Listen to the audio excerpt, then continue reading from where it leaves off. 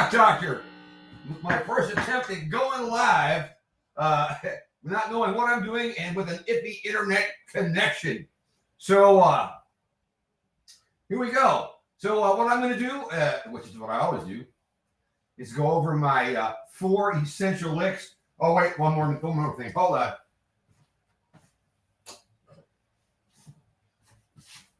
Forgot to turn my light on. Like I said, this is an experiment. All right, here we go. So what I've got here is my backing track in A, number 1. I've got the first section looped, and I'm going to play through it right now, just for the hell of it. We're in the key of A. I'm going to play through the first section, which has been looped, the way it goes. Then I'm going to strip it down to the bare bones, which is how I'm thinking about it when I'm playing over it. Then I'll probably turn the damn thing off and talk about those 4 essential licks. I'm going to play them in a couple of spots. Just to see what the hell happens here with the Rock Doctor semi-live. All right, here goes. Got to back it up. Here we go.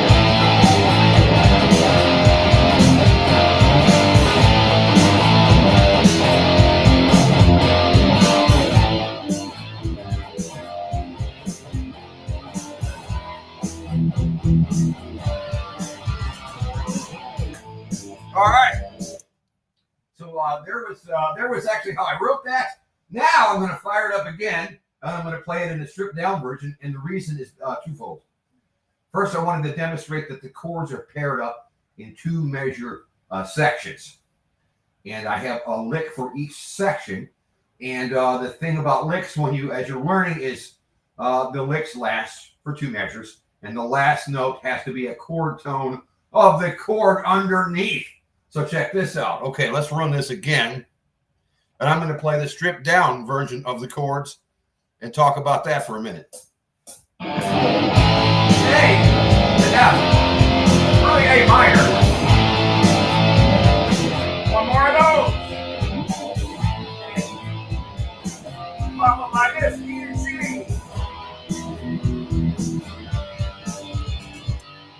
All right, so now, here's the deal. My 4 essential licks that I've been talking about for the past year and a half, they all fit whatever key you're in once you learn them, and they're 2 measures long. And the trick is to play the lick. You have to know where the 1 is. You start on the 1, and you've got to end that lick on the chord tone of the second chord in each pair of chords. So that first section, which was this, A, or A minor to F. I purposely ended each of those licks on an A note because, as it turns out, an F chord has an A note in it, a chord tone. You want to end on a chord tone, especially when you get started, or you're going to sound like a dummy. So that first section, A minor to F, goes 3 times. So I've got 3 licks that end on an A. The last section was E to G. And whenever that happens, I end it on a chord tone of G, which the notes would be either G, D, G, B, or D. There you go.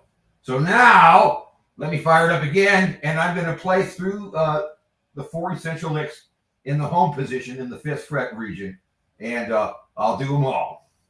And then I'll talk about it. All right, here goes nothing.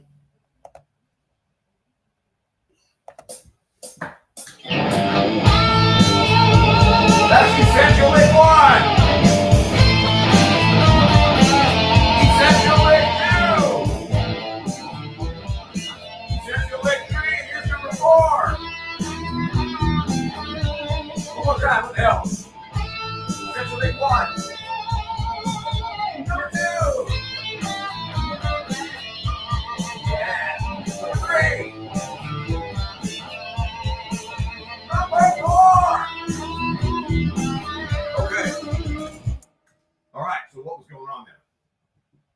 Okay, for the very first batch of chords, A minor to F, essential lick 1 is just an A note. Here, I'm playing the B string on the 8th fret. That's a G note, but I push it up a whole step to make it be an A note, which jives with the F chord at the end. Man, that's the A too, for that matter. So here's that. Both that bend on the 8th fret of the B string with some vibrato. And you gotta feel the groove of the beat to know where 8 beats is. All right, essential lick number 2 is a descending lick that goes straight down the scale and adds a blue note. And I ended this one on an A note, which corresponds with that F in the second measure of the original pattern, A minor to F. So here's this guy. Those are 8 notes like this. 1 and 2 and 3, 4 and 1, 2, 3, 4. And the last note was an A note, which fits the F chord. Now, as far as the how did I do it? Simple. A high E string I pulled off from 8 to 5. B string did the same thing. Pulled off from 8 to 5. G string I pulled off from 8 to 7 to 5. Or you can pick them. And the last note was the D string 7, the A note. 1 and 2 and 3, 4 and 1, 2. Oh, okay. Essential lick number 3. I call this one the 2 frets back move. And that's my pet name for it. That's how I find it on the neck, though. So what I'm doing is I'm referencing the A note, and this time on the low E string, 5th fret. So you find that A note and move back 2 frets to the 3rd fret, and then you play the lick. Here's the lick. Here's the A note. 2 frets back. Now what was that? On the low E, I hammered on from 3 to 5. On the A string, I hammered from 3 to 5 and slid to 7.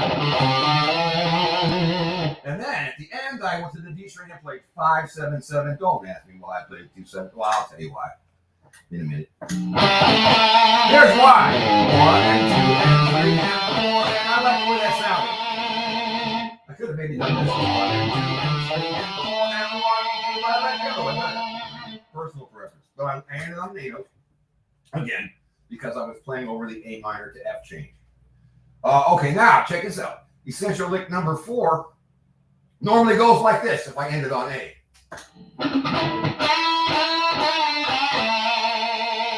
It turns out that won't work for that last pair of chords, E minor to G, because that A note clashes with the G chord. So I switched it up. And once you know what you're doing, and it doesn't take much, you can usually find somewhere within the confines of your lick or somewhere nearby your lick a chord tone for the chord that the last note hits on. And I chose a D note because it was right there under my finger. So watch. Like this.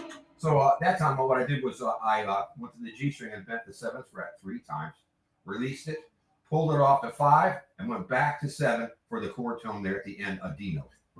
And here's the count on that one. 1, 2, 3, and 4, and 1, 2, 3, 4.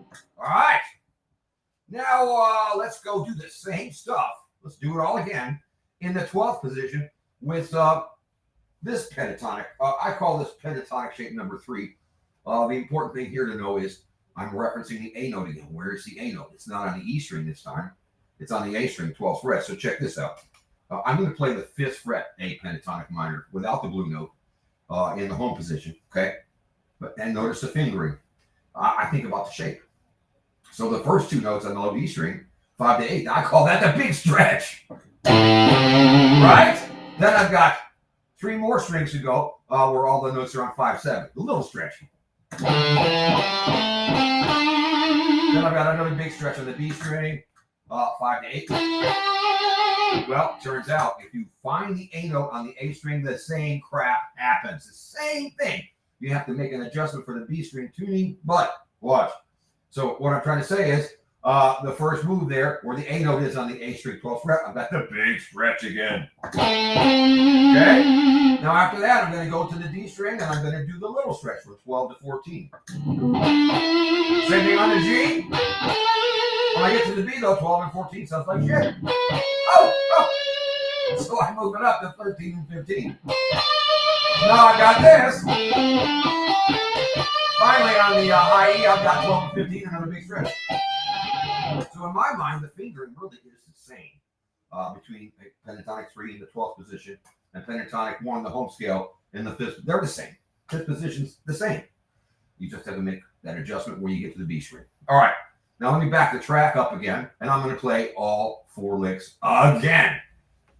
All right, here goes nothing. I hope this video is working. My internet, I just got internet over here, and my my upload speed. They promised me it would be more than enough to do. And this is a Wi-Fi. They didn't have a what do you call it? They didn't have the connection with the whatever the stupid stuff is. You know, the hardwired connection. They don't have it over here. Nobody does. Shit.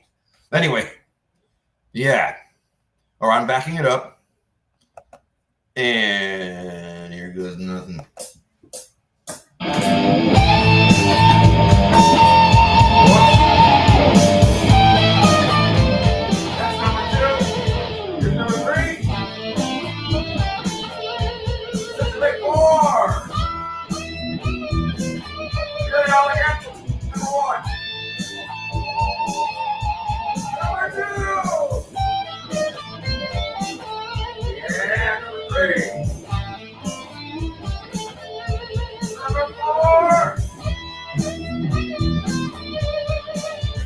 All right. So, what's my point with all this? Well, when you're first getting started, you gotta get a handful of licks in your head that you know how to use. You know, you can't just throw a lick in anywhere. You've got to know what the chords are underneath. You have to know where the one is, because I designed all these licks to start on the one. You have to know that you're playing over a 2-measure set of chords, and the lick is 2 measures long too. It's a lot of shit to know, but if you just learn these licks and play over these tracks, any track in here really, you'll start to get a feel for it. We're learning a language really. So these are little sentences that you can tweak a little bit to fit the chords as they go by. Mm-hmm. So it's really not that difficult once you grasp the concept. But you've got to really know the licks where you're not thinking about what your fingers are doing. You got to be able to listen to what you're doing, listen to the groove, know where the chords are. You got to know where they are, or you are in trouble. And all right, so now let's talk about those licks now. Essential lick number 1 now up in the 12th position is on the high E string. It's still a G note, but I'm on the 15th fret. It's a whole step bend. Low vibrato. And I'll let that go for 2 measures. Essential lick 2 starts in the same spot. And I do this.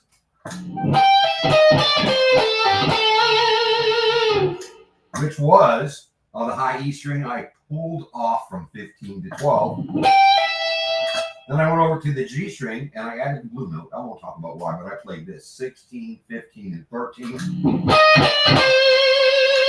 Then I went over to the G string and played 14, 12, 14. So the whole thing is 1 and 2 and 3 and 4 and 1, 2, 3, 4. There it is. Okay. Essential lick number 3 now is next, and that is what I call the 2 frets back move again. I find the A note on the A string 12th fret. Here it is. Move back 2 frets, and here's the lick. And ended on an A note again. All those licks so far ended on an A note because the chord at the end of the little group of chords, A minor to F, is an F, and an A note is a chord tone of F. So you're safe. Okay, let's talk about the fingerings. To get it started, I'm on the A. I hammer it from 10 to 12. Then I went next door and did the same thing. Slid to 14. And then finally, I went over to the G string and I played 12, 14, 14. So the whole thing. 1 and 2 and 3 and 4 and you do it again. I screwed it up. 1 and 2 and 3 and 4 and 1, 2, 3, 4. Okay. All right. Back to essential lick number 4. This time I resolved it to fit the E minor and the G change, so the last note is a chord tone of a G, a D note. Here it is. Normally I play it like this, if it's an A note or a D chord, whatever. Go ahead and adjust it to fit that G chord. And the count on that was 1, 2, 3, and 4, and 1, 2, 3, 4. So there's that. Before I go, let me cover one more thing that's really simple and cool, which is this. There's really two approaches we can use, in my mind, when we're playing licks. We have licks that stay in one position. That's what those were, pretty much, except for essential lick number 3. But you can play in one position and stay there and wail away, and you won't get lost. And in addition, you can learn a few licks that traverse the fingerboard a little bit. So essential lick number 3 is one of those. I'm going to give you 2 versions of it today, but I'm going to show you all the places you can play it. The ascending version, let me start on the low E string. That's the 2 frets back move again. You find the A note on the low E string, okay? 5th fret, move back 2 frets and play the lick again.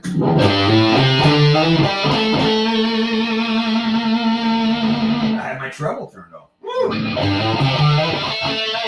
That's better. Now, check this out. Here's a descending version of that same lick.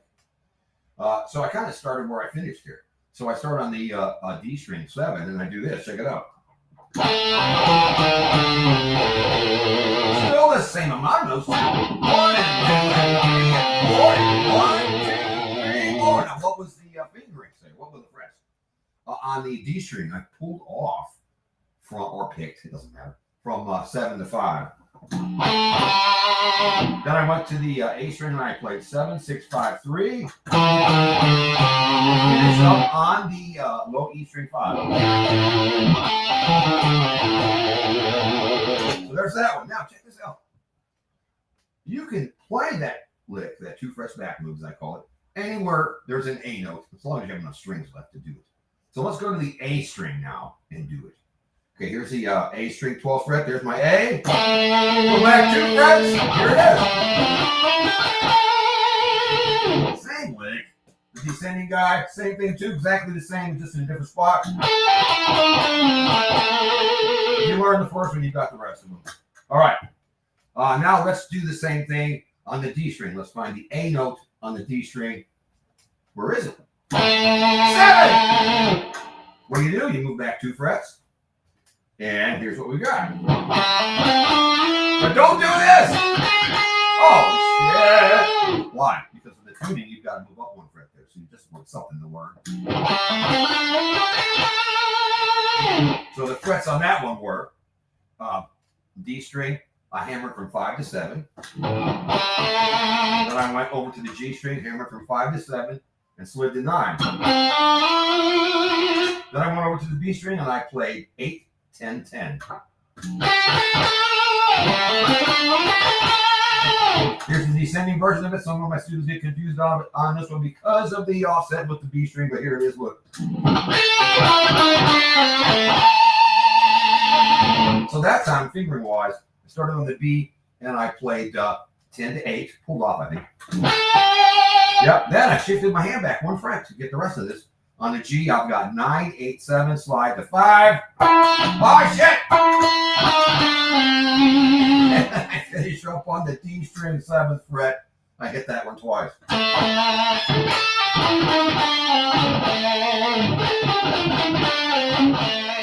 it is. Let's do it in one more spot. Let's go to the D string and find the A note.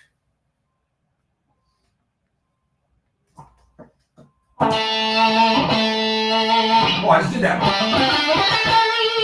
one. Okay, well, let's go up here. Let's go to the G string. Duh. Okay, that's what I want to do. All right, look, G string 14th fret. There's our A. Move back 2 frets. And you've got this. Descending.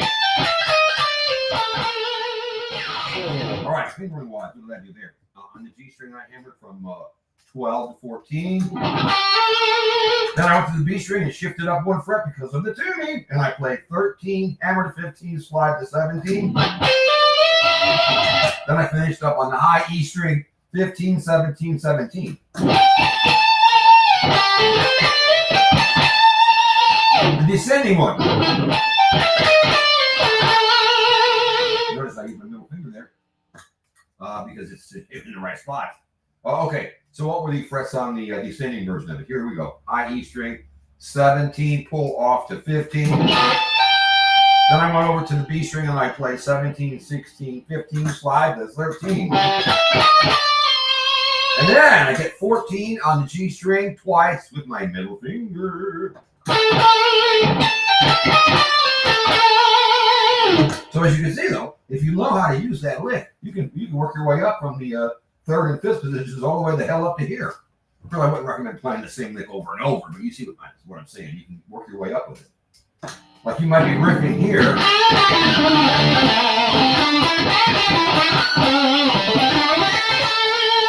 And by the time you get it, you know it's here.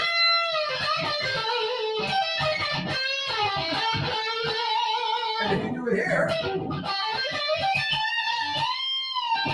look where you're at now. You're at what I would call the 5th fret through 17. So with just 4 licks, you can use the entire fingerboard and not get lost. And that's really what the gist of my channel is about, guys and gals. It's just finding your way with some simple ideas that are singable, easy to play, and they sound cool. So let me turn the track on again before I leave. And I'm just going to kind of noodle those guys. I'm not going to do anything flashy because we're talking about flying the Piper Gub, not the fighter jet. Here I go.